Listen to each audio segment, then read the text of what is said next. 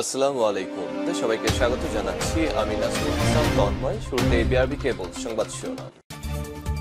বাংলাদেশের সর্বশেষ গুরুত্বপূর্ণ আপডেট সংবাদে আপনাকে স্বাগত। শুরুতেই সংবাদ শিরোনাম, পরে বিস্তারিত। প্রথমেই জানাবো, প্রধান উপদেষ্টাকে নরেন্দ্র মোদীর শুভেচ্ছা বার্তা। অন্তর্বর্তীকালীন সরকারের প্রধান উপদেষ্টা অধ্যাপক ডক্টর মোহাম্মদ ইউনূসকে ভারতের প্রধানমন্ত্রী নরেন্দ্র মোদী পবিত্র ঈদুল আজহার শুভেচ্ছা জানিয়েছেন। এক শুভেচ্ছা বার্তায় প্রতিবেশী দেশটির নাগরিকদের পক্ষ থেকে ডক্টর ইউনূসকে এই শুভেচ্ছা জানান তিনি। শুভেচ্ছা বার্তায় নরেন্দ্র মোদী বলেছেন, এই পবিত্র উৎসব সমৃদ্ধি ও বৈচিত্র্যময় সাংস্কৃতিক ঐতিহ্যের একটি অবিচ্ছেদ্য অংশ। লাখ লাখ ইসলাম ধর্মাবলম্বী মানুষ এই উৎসবে অত্যন্ত আনন্দ ও উৎসাহের সঙ্গে উদযাপন করে। এটি আমাদের ত্যাগ ও করুণা, ভ্রাতৃত্বের চিরন্তন মূল্যবোধের কথা মনে করিয়ে দেয়, যা একটি শান্তিপূর্ণ এবং অন্তর্ভুক্তিমূলক বিশ্ব গঠনে অপরিহার্য। শুভেচ্ছা বার্তায় ডক্টর মোহাম্মদ ইউনূসের সুস্বাস্থ্য ও সুস্থতা কামনা করেছেন ভারতের প্রধানমন্ত্রী নরেন্দ্র মোদী। ঈদের দিনেও গাজাবাসীর জন্য দুঃসংবাদ, ইসরায়েলের হামলা অব্যাহত। পবিত্র ঈদুল আজহার দিনে গাজাবাসীরও করুণ পরিণতি। উপত্যকায় ত্রাণ বিতরণের কাজ করা সংস্থাটি জানিয়েছে, গাজায় ত্রাণ বিতরণ কার্যক্রম স্থগিত করা হলো। সারা বিশ্বের এই দিনে সবাই যখন আনন্দ করছে, তখন গাজাবাসীর খাবার বন্ধ করে দেওয়া হয়েছে। আর সেখানে আজও ইসরায়েলের বিমান হামলা অব্যাহত রয়েছে। আজ সর্বশেষ 24 ঘন্টায় 97 জন নিরীহ ফিলিস্তিনিকে হত্যা করেছে ইসরায়েল বাহিনী। এরপর জানাবো, গ্যাংস্টারদের নিয়ে ফিলিস্তিনিদের দমন করছে ইসরায়েল। দখলদার ইসরায়েলের প্রধানমন্ত্রী নেতানিয়াহুর স্বীকারোক্তি।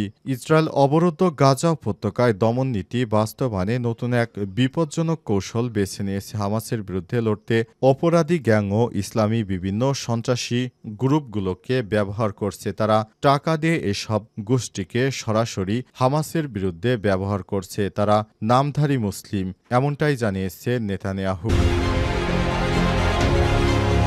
এদিকে আইসিসির বিচারকদের উপর মার্কিন নিষেধাজ্ঞা।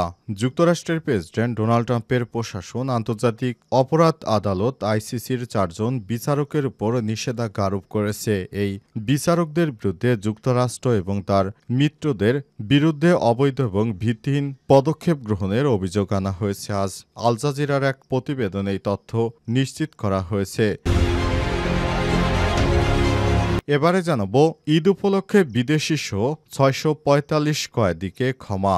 পবিত্র ঈদুল আজহা উপলক্ষে বিদেশি নাগরিক শো 645 কয়েদি ক্ষমা পেয়েছেন। তারা বিভিন্ন মামলায় দোষী সাব্যস্ত হয়ে কারাগারে ছিলেন। বিশেষ ক্ষমতাপ্রাপ্তরা যাতে দ্রুত ছাড়া পেয়ে পরিবারের কাছে যেতে পারে, সেই ব্যবস্থাও নিচ্ছে কর্তৃপক্ষ। তবে বিদেশি নাগরিকদের আরও কিছু আইনি আনুষ্ঠানিকতা পেরোতে হবে। প্রধান উপদেষ্টাকে নরেন্দ্র মোদীর শুভেচ্ছা বার্তা। অন্তর্বর্তীকালীন সরকারের প্রধান উপদেষ্টা অধ্যাপক ডক্টর মোহাম্মদ ইউনূসকে ভারতের প্রধানমন্ত্রী নরেন্দ্র মোদী পবিত্র ঈদুল আজহার শুভেচ্ছা জানিয়েছেন।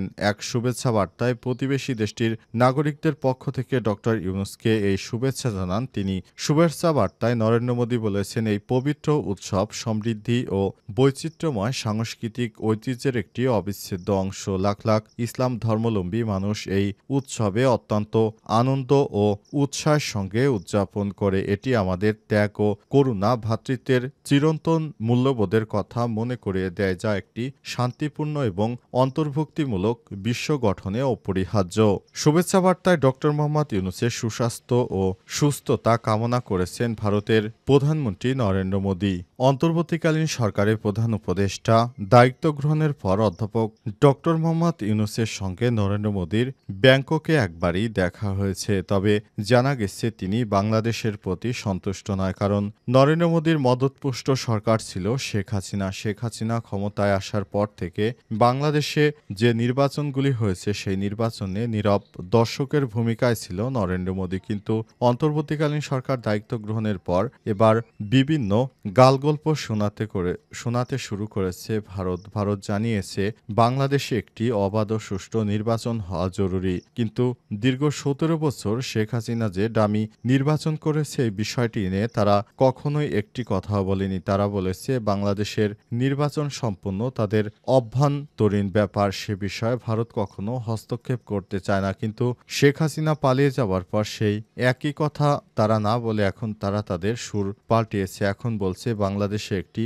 রাজনৈতিক বা বাংলাদেশে একটি অন্তর্বিভক্তিমূলক নির্বাচন হওয়া প্রয়োজন এবং সেই নির্বাচনের মাধ্যমেই দেশে নতুন সরকার গঠিত হওয়া উচিত।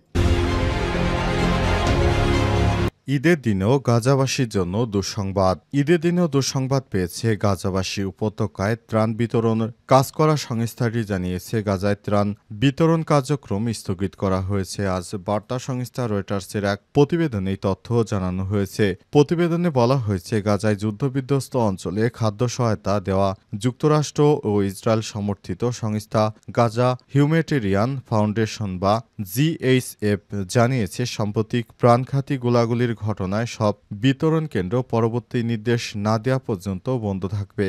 আজ সংস্থাটি এক বিবৃতিতে স্থানীয় বাসিন্দাদের উপর এসব স্থান থেকে নিরাপদ দূরত্বে থাকার অনুরোধ জানিয়েছে।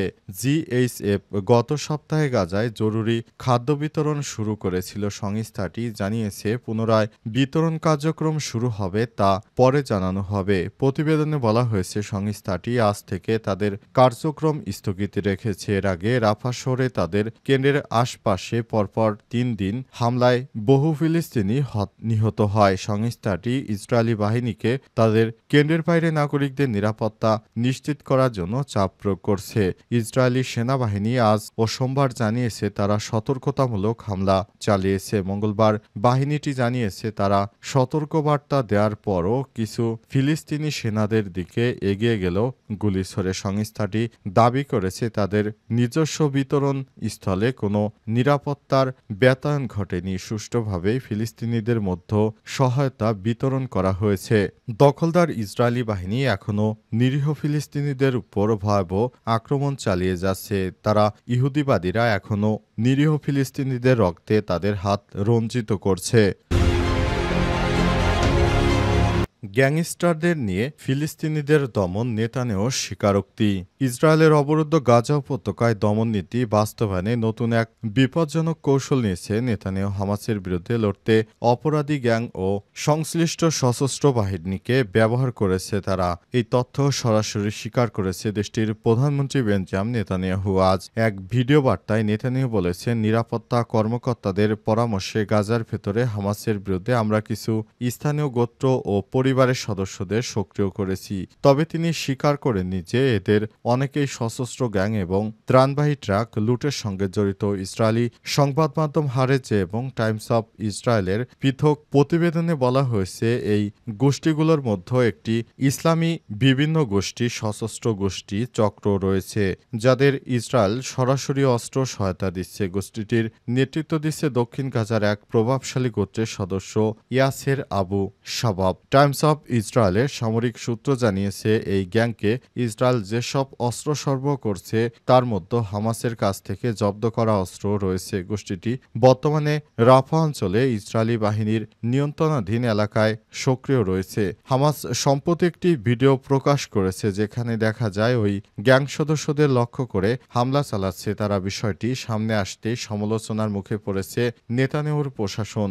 আসলে মুসলিমরাই দখলদার ইসরায়েলি বাহিনীর পক্ষ হয়ে যুদ্ধ করছে। পৃথিবীর সবথেকে মুনাফিকি হচ্ছে আমাদের এই মুসলিম জনগোষ্ঠী। সেটি এখন বলার অপেক্ষা রাখে না, কারণ ইহুদিদের সাহায্য করে তারা যুদ্ধ চালিয়ে যাচ্ছে।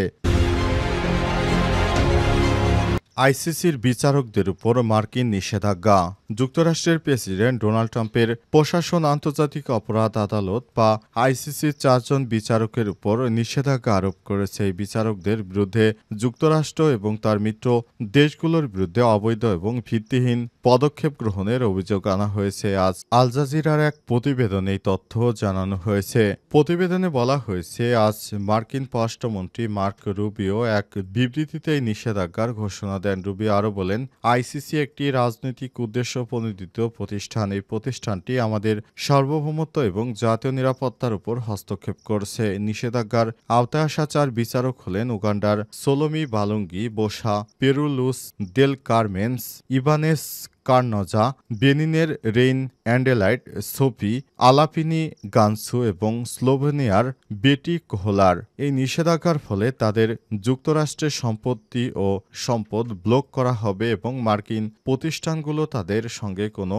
লেনদেনের তহবিল, পণ্য বা সেবা প্রদানে নিষিদ্ধ থাকবে। এই ঘটনার প্রতিবাদে আইসিসি তাৎক্ষণিকভাবে একটি বিবৃতি জারি করেছে। এতে বলা হয়েছে, আইসিসি তাদের বিচারকদের পাশে রয়েছে এবং ট্রাম্প প্রশাসনের এই সিদ্ধান্তে তীব্র নিন্দা জানায়। বিবৃতিতে বলা হয়েছে, এই পদক্ষেপগুলো বিশ্বের 125টি রাষ্ট্রের ম্যান্ডেটের অধীনে কাজ করা একটি আন্তর্জাতিক বিচারিক প্রতিষ্ঠানের স্বাধীনতাকে দুর্বল করার স্পষ্ট প্রচেষ্টা।